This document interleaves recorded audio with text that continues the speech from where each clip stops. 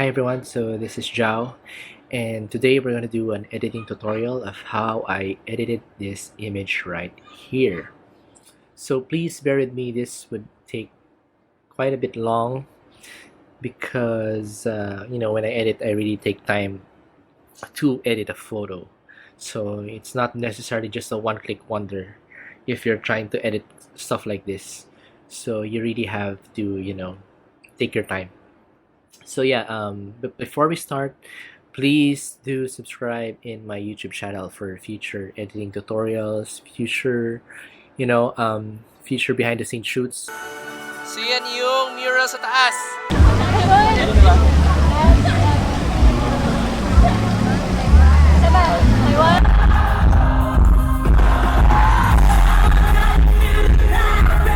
So this is what it looks like to shoot in more than 10,000 people around here in the Coliseum.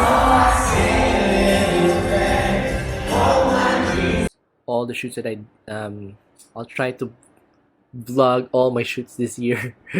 We'll try, but I'll try to record my shoots so you guys, if you're a beginner in photography or if you want to start something like what I'm doing, you could watch what I do and probably get some tips or ideas from the shoots and edits that I do. So please do subscribe in my YouTube channel. Also, if you could follow me or like my page in my Facebook.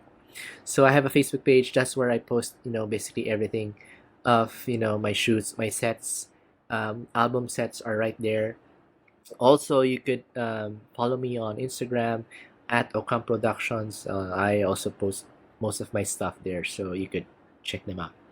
So without further ado, let's start editing. So when I edit, I usually start at the basic tab, but in this case, I'll be starting right down at the camera calibration. So I'm using Lightroom CC. This is the latest one. I forgot what kind of. Let's see what version I have.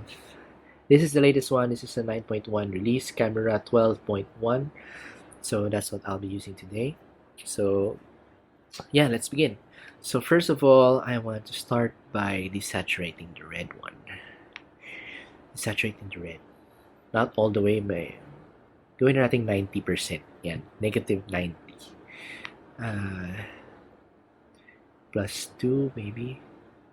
So just an idea, if you desaturate a color, if you're trying to color correct something, desaturation is also one of the effects or one of the things that you could do to color correct a skin tone.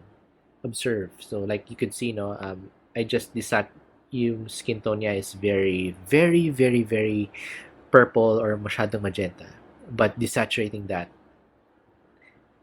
like that, medyo nagkakaroon na ng body yung skin tone niya.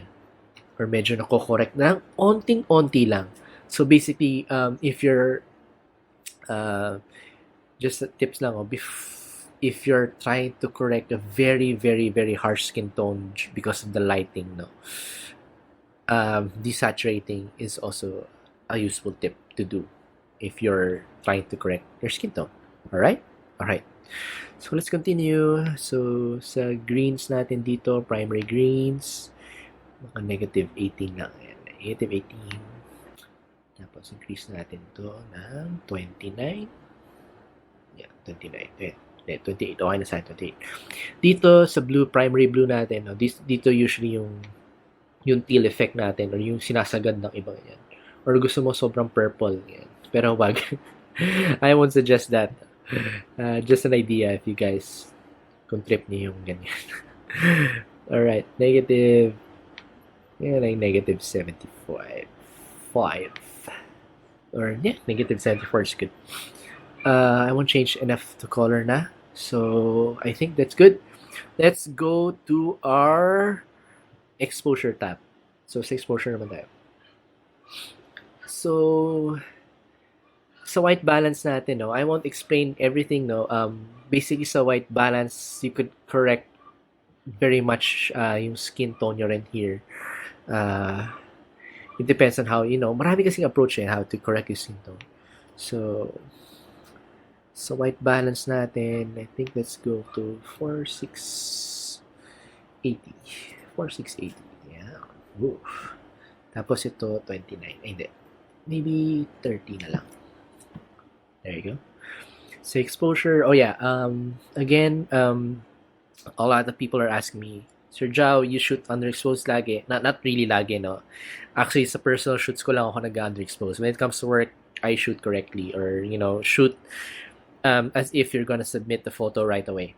Pero pag client shoot or work shoot, no, I always shoot in a manner na kailangan ko i-submit kagad sa client. So, that's a useful tip then also if you guys are starting as a in photography, you guys need to learn how to shoot as is na kailangan mo kagad siyang ibigay. Kasi very, very important din yan. Anyway, side lang yan. People are asking me, how do you correct underexposed? Paano mo bina-brighten up yun? Basically yun, nasa lang yun. Nasa exposure tab lang yun. Dito na lahat yun. Exposure, contrast, highlight, shadows, whites, and blacks. That's where you balance everything. Try to balance everything out. Observe. So, parang ganun yung gagawin natin dito na yun. So, yan. Increase natin yan. Let's say, +1. +1 na natin yan. Contrast. This also shows more details ng subject niyo or overall the photo if din-increase niyo siya. Pag in-increase niyo naman yan, masyado magiging saturated and black, madilim. So, mas maganda if medyo decrease ang contrast. So, that's what I usually do. Okay, -26. Highlights. One of the reasons why I also go underexposed is to avoid overblown highlights. So, tsaka para makita mo yung details ng highlights pag dinicrease mo siya sa post-processing. So, like ito, yung bokeh niya dun sa likod, no? Pag dinicrease mo siya, makita may details ang bokeh. Diba? Hindi lang yung balls of white lang. So, medyo may detail siya. So, that's what I'm after here. So, medyo negative, let's say negative 80 is good. There you go. Shadows that also shows more details sa the subject mo, no? So that's also a good thing to boost up.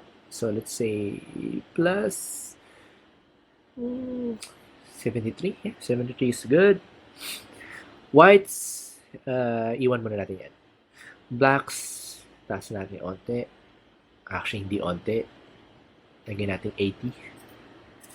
There you go. And then sa texture, siguro +5 lang. +5. Clarity, dehaze, I won't do that. Saturation, vibrance, I always favor vibrance over saturation kasi mas subtle yung pagka-saturate ng photo ang vibrance. So, yan lagi ako. Diyan ako, usually. But not always, but usually, ganyan. Alright, there you go. Okay, so tapos na tayo sa basic tab. Let's go to our tone curve. Sa tone curve natin, I won't go deep on this. But the thing to remember is always divide it by 3. Basically lang, if you guys want to do the basics, divide it by 3, which is highlights, midtones, and shadows. So ganyan lang ako lagi. And just usually S-curve yung primary. Gawa ko sa S sa curves, no? Sa tone curve. Tsaka lagi akong manual dito. So, ako medyo taasan natin ito. Medyo washed out. Medyo washed out effect. Pero not too much.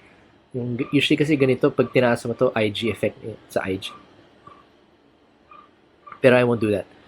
So, onti lang. Very onti lang. Ganyan lang. Subtle lang. Tapos, taasan natin onti ito. Ayan. Taasan din natin onti ito para kita. Yeah, there you go. This is also one way to, you know, expose the image using the tone curve dito sa whites, sa exposure tone curve. Alright? So, let's go to the next, which is the red. So, ganun ulit, guys. Tatlo. Highlights, midtones, and shadows. Tapos, diyan mo na siya gagamayin. So, ako, usually, ganito ang aking mga curves. Curves. Alam nyo, sinasabi sa, when you're doing photography or model shoots, it's always best when, during poses, laging may curve. Laging may naka-bend or hindi lang straight pose. So, ganun din for me sa editing. Always try to add curves, no? Not necessarily lagi, no? Pero maganda lagyan mo siya kasi mas magkakaroon ng depth sa image mo. Mas magkakaroon ng character. Just like when you're asking for the model to pose for something. So, add some curves. So, ganyan. I think that's good. Let's go to our greens. And, nagkaka-tone na siya. Weird tone. Pero hindi pa dyan nagtatapos. So, ganyan. Okay. Ano lang natin ito dati. There you go. Okay, that's for the greens. And now we go to the blues. Same again. I-split mo ulit sila into 3. And then, tsaka mo siya galawin. So this is just the basics. No? There's a lot of uses on how to do the tone curve. Maraming tutorial. So I'll probably do another tutorial about this to explain it to you guys. Easy naman siya. Just, try playing with it. It was one of the beauties of editing in Lightroom. Hindi naman siya limited sa ginagawa ko. It's limited to what you want to do. So, very flexible naman siya. Alright, there you go. And, ganyan muna tayo. Let's go to our, so yun yung curves natin. No? So, let's check the before and after. Yan. So, pinalabas ko lang talaga yung kulay niya, making it bright. Yeah, there you go. Now, let's go to our HSL. Hue, saturation, and luminance. So, run down tayo dito. Since maraming reds sa hue, I'll put this at 35. Yeah. Pag ganyan mo, pink masyado. Nope. That's a no. Yeah, 35 lang. Yung iba, I won't change na. Kasi marami na ako nabago sa camera calibration. No? So, okay na yan sa akin. Saturation, babaan natin ng onte. Ganyan. Orange, -30. Ito yung sa bokeh sa likod. Yan. And there you go. I won't touch the yellows and greens. Sa aquas and blue, babaan natin yan. Let's see. Silang both, since medyo synonymous silang dalawa, medyo lang. -50 silang dalawa. There you go. And then, sa purples, try to play with, even you're editing also, no? You play with the sliders. Kung ano yung effect. Kung ganyan. Yung extreme, pinaka-extreme niya, pinaka-lowest niya. So, it's one of the things you could discover new colors or new tones, no? In your edits. Okay, siguro -30 lang sa akin. -30. Yeah, let's see. Sa magenta, iwan na natin yan. Iwan na natin for now. Now for our luminance. This also, yung part na to, is also a good way to give emphasis, no, sa skin tone and correct also the skin tone ng subject dito sa luminance. No? Kasi it brightens it up Para nagiging lighten siya. Parang imbes na desaturated siya, bina-brighten up mo siya para maging lighten yung pagka-saturate ng skin. So like ito sa red, pag tinasa mo siya ganyan, mas magiging bright na siya, no? Mas magiging mas tama. Diba? So, yeah. So, try natin masyado. 28. And, I think, 28 lang. 28 is good for me. Orange. +8. Yan, let's go +8. Okay. Sa aqua, babaan natin onte. Kasi ito yung background natin. Para hindi masyado overblown. 11. Ito. Oops, huwag masyado. I think iba-brighten ko ito ng onte. Ayan. +8 is good. Alright. Sa magenta and purple, taasan natin onte. 22 is good. Magenta natin, ayan, 33. Yeah, I think that's good for me. Now let's go to our, if I'm going quick, you guys feel free to pause it or play back if you guys can't follow. Okay, now split toning. Split toning, okay din to for correcting skin tones, no? Especially yung highlights and shadows mix natin. But anyway, before I won't go through in-depth to that. I'll just show you guys my setup here. Ang shadows ko usually is nasa 234 yan. Yan. Memorize ko yan eh. Kasi yan lagi. Ang shadows, 234. 234. What color is that? You say, parang purplish yan or blue. Yan. Ganyan siya. So, ganyan. Sa mga +26 na. There you go. +26, +26, +26. Sa balance, medyo +5 natin lang yan, which is okay for me. Alright. Now, let's go to enhancement, no, sa details. Sharpening, usually ang ginagawa ko dito is yung masking mataas, which is to show lang yung details ng, as you could see, no, yung details lang ng, yung highlight na yan, that means yun lang yung sharpen. So, usually yun ang ginagawa ko. Pero in this case, I won't do that. I'll just go in here, mga 27 lang, and babaan ko to na 30. I do put noise reduction ng mga +18. Mga 18 hanggang 20 lang. I don't go to 30, 40, ganyan yan. Only until 1 to 20. That's it. That's my limit. So dito, I'll just use 15. Alright. Next is sa lens correction, guys. Always put this if your guys are shooting RAW. Remove chromatic aberration. Yun yung usually yung parang may color effect na sa side sa outline ng subject mo. Usually that would show. Click nyo yan to correct it. Tapos lens profile. I'm using a Samyang, no? So Samyang 35mm. So normally I'll use that, no? Pero dito sa setup ko, I usually use a Sigma pa rin kahit iba yung lens ko. Maganda yung lens correction ng Sigma eh. So kahit hindi yung Sigma lens ang gamit mo, maganda lang yung effect. So that's what I do. As you can see, yan, diba? Lens correction ng Sigma 35mm, which is also I'm using 35mm pero Samyang. Alright, so let's go. So basically tapos na tayo, no? Yan na yung pinaka-effect natin. Let's go to our radial. Ito yung isa sa ginagawa ko rin to basically highlight the subject more. Ito. Lagay lang ng radial filter dito. Yan. There you go. Tapos, you check, no? Invert nyo siya para yung background yung ina-affect niya. 90 to. I think 85 para mas subtle yung effect niya. I-feathered yung effect. And then, if i-lower ko to, ayan, no, guys. Mas nagiging concentrated siya sa subject. There you go. Ito ang normal pag walang ano, radial. Pero if I lower it, it's like that. Ayan.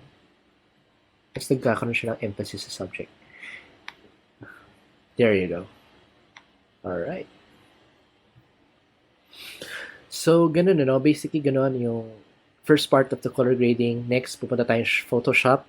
But before we go to Photoshop, let's go to our brush clone. Click the clone, make dalawa yan, healing and clone. Use the clone one and clone natin to. So I won't do this perfectly na, no? I'll just show you guys basically how I did this. Clone lang yan. Tapos, itapat niyo siya dito sa bokeh. There you go. Tapat niyo siya sa bokeh. Ayan. Tapos, try niyo palagyan dito para mas hindi... So, dyan yun lang siya i-correct if you want. Kasi nagkulang yung fairy lights ko dun. So, gusto ko lang mag-add ng iba pa. Oops. Ayan. So, hindi ko na i-perfecto, no? So, pero that's basically one of the techniques I do to add or to, you know, correct the bokehs.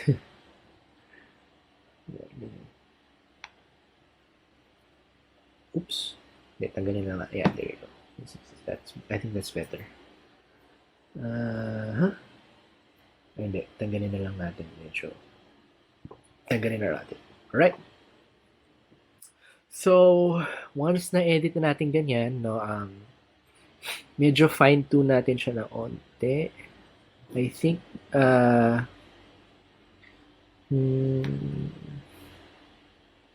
babaan natin itong onte ng Magenta yan. 26. Alright. For me, okay na yan. Now, let's go to Photoshop. Yan. Let's go to Photoshop.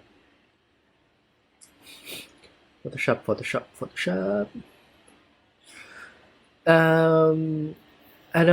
This is just an option you could do in Photoshop. Pero kasi, since I'm teaching my workflow of how I did this image, so Photoshop tayo pupunta. Sa Photoshop, no, I don't do any grading. Basically, high pass lang, just a typical high pass sharpening. And, ano pang isang ginagawa ko doon? I lalagyan ko pa siya ng blur effect. I don't know what you call that. I really don't know. Pero, binablur ko siya ng onte. Ayan, okay. Photoshop. So, what I do is, first, copy the image. Controller, Command J, yan. Filter, blur. Joke lang, hindi pa pala sa blur. Sa other, high pass, yan. Actually, I do frequency. So, basically, if you could see, if I zoom close, makikita mo na yung outline ng details ng subject mo. So, hanggang doon lang ako mag-high pass. Hanggat sa makita mo. Usually, yung iba, binaboost pa niya ng 1.5. Pero sa akin, ng comfortable spot ko is 1. Kasi kita na yung outline niya. Nakita na yung outline sa lips and everything. So, ganyan. Alright. Okay lang yan. Press OK. And then, wait. Tapos, balikan lang sa normal. Then, go to blending options and click overlay. So, ganyan. And then, copy those two. Merge those two layers. Then, go to image. Ito na yung gagawin ko yung parang blur or glow effect. Yun na lang, sabihin natin, glow effect. Let's go to image, go to apply image. Ito yung setup, no? Layer merge, channel RGB, blending is multiply, opacity is 100%. Okay mo yan. Yan, okay na siya. And then go to filter, and then go to blur, go to Gaussian blur. Going to Gaussian blur. Now, depende sa'yo kung gaano kalakas yung glow, no? Ang sabi sa akin, and some would say na depende sa pixels ng camera mo, yung effect. Or kung gaano karami yung pixels mo, ganun karami rin dapat yung effect. So, yung sa akin is 42, kasi 42 megapixel yung Sony ko. I'm using the Sony a7R III here in this image, so I'm using yung number na 42. So, okay yan, 42. Pagka 42, then go to blending options again and go to screen. There you go.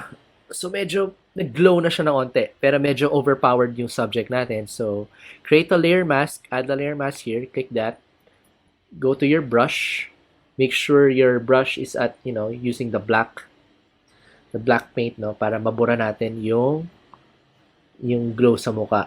So, yeah, there you go. Just brush it up like that. There. Mga unwanted glow effect.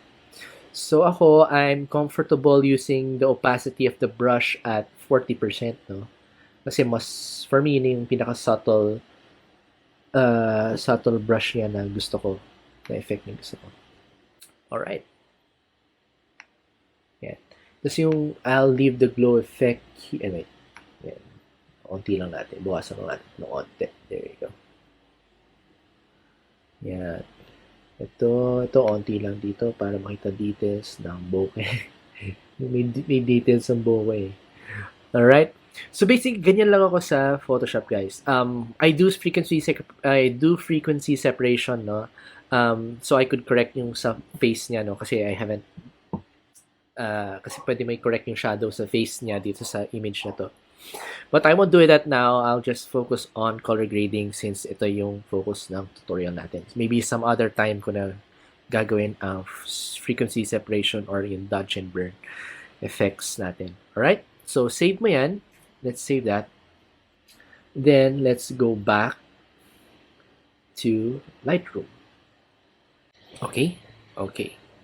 So, let's continue editing. So, ito na yung image natin, no?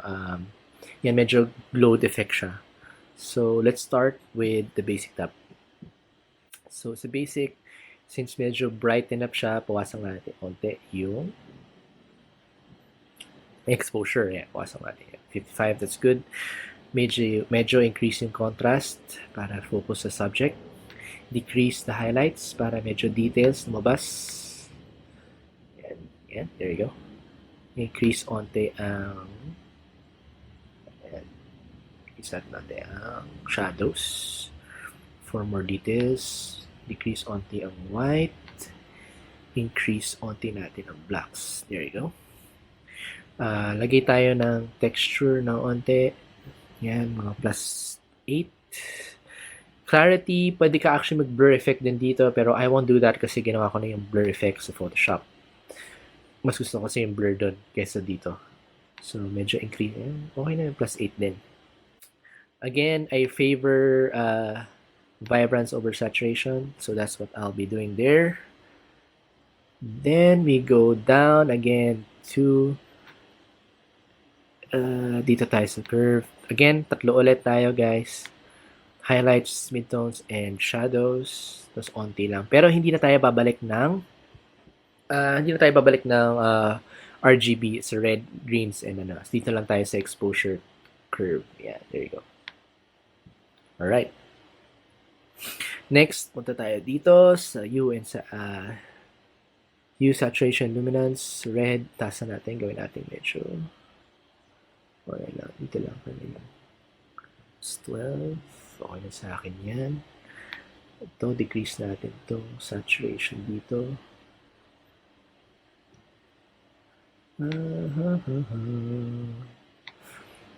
So, reds and orange.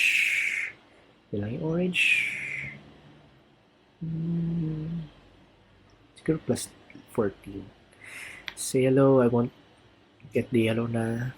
Sa aqua, siguro bawasan natin onti ito.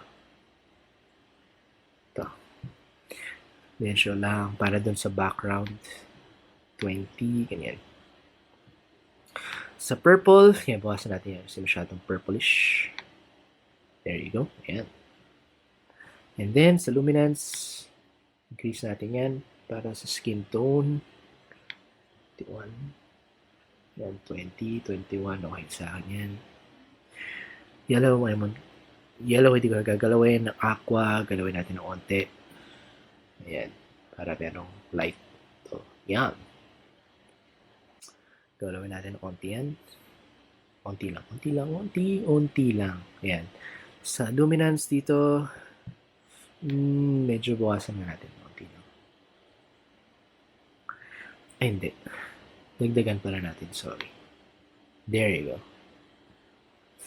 That is better.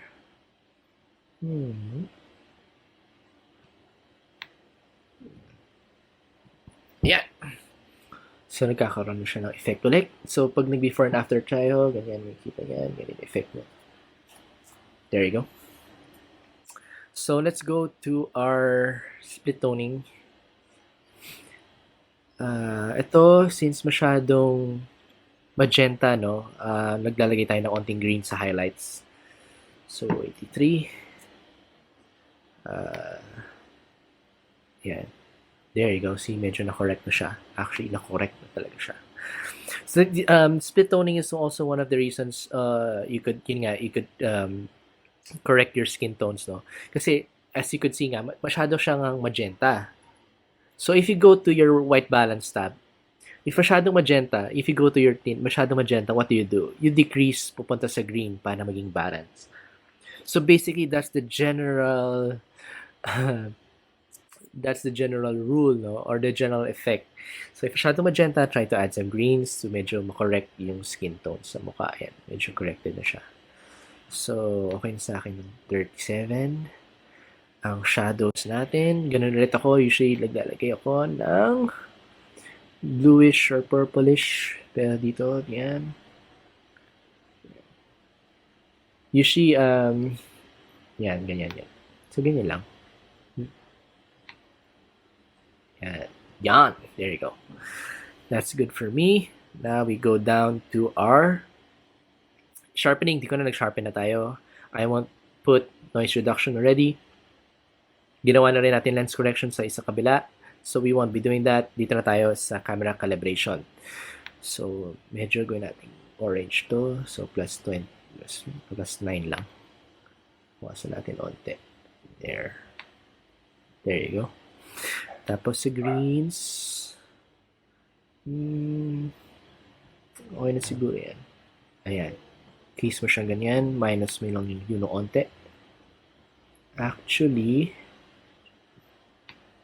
dagdag pala ng hue ng onte. There.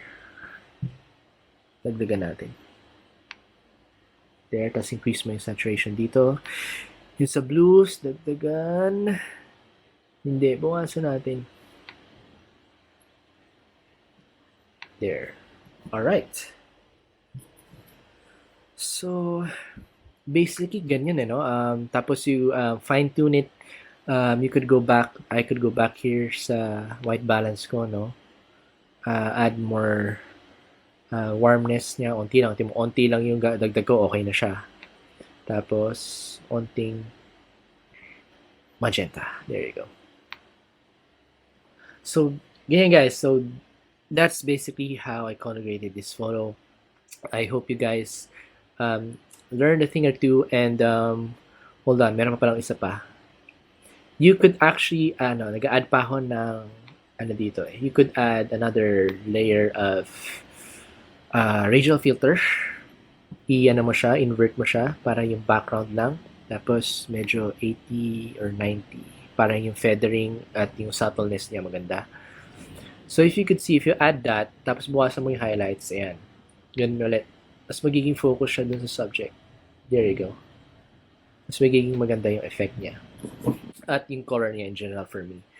So ganyan guys. Also, you could actually do is, you could add some tint also na magenta pa. Ganyan. Kaso lang, overpowered naman. It's up to you, no? It's up to your creativity. Pero I won't suggest it kasi grabe yung change or ganyan, no? It's up to you to change it. So ayan, pwede rin ganyan, no? Pwede din ganyan. So actually I tried to replicate the edit I did, though it's not perfect. It's kind of close enough, no? Actually, ito yung wonders ng if you're re-editing your photo and trying to do the same thing. Pero once you're trying to do the same thing, you come up with a different kind of color that actually kind of works also, na parang maganda rin siyang gawin. So, which is really nice, no? It's one of the things I enjoy to do. That's why I kind of revisit. I don't really erase my photos, no? Talagang I save it para just in case na parang magbago yung taste ko or bago yung direction ko sa color, I could re-edit it and do something really, really different. So, basically, that's it, guys. So, yeah, also, pag i-export nyo, guys, marami natatanong sa akin ano export settings ko. So, ito, pakita ko na. Export settings ko is just this. Ayan, default lang actually. File settings, JPEG lang. Quality is 100%. Or you could go to PNG. Kasi maganda rin quality pag PNG. Pero ako JPEG tapos quality 100%. So thank you guys for watching. That is the editing tutorial that I did. I hope you learned a thing or two. Please don't forget to subscribe in my channel, subscribe in YouTube, and also follow me in Facebook and in Instagram to see more content, more pictures, and more set albums of my photos. Thank you guys so much, and I hope you enjoy this video. So, right. So, just play with it. Play nyo lang yung, yung sliders when you're editing. You could copy me or you could develop a new color from what I just did. Thank you guys, and this is Java once again. Thank you for watching. Peace out.